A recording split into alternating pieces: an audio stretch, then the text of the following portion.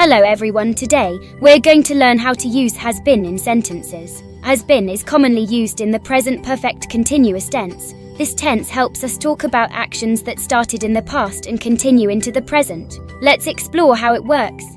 Firstly, has been plus a verb ending in ing is used for two main reasons. One, it actions that started in the past and are still continuing. For example, she has been reading for 2 hours. 2, actions that have recently stopped but have a present result. For example, it has been raining, so the ground is wet. These uses help us connect the past with the present.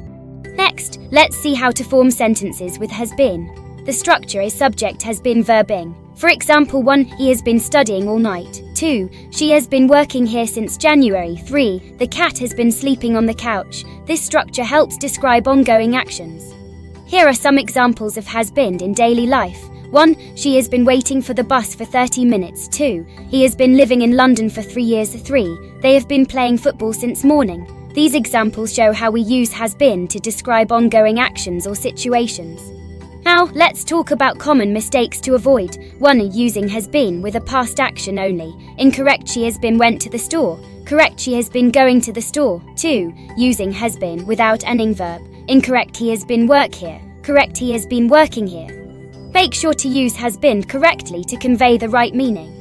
Finally, let's practice with some sentences. Fill in the blanks with the correct form. 1, she has been waiting for you all day. 2, he has been working on this project since last week. 3, they have been playing the same game for hours. Practicing these sentences will help you get comfortable using has been.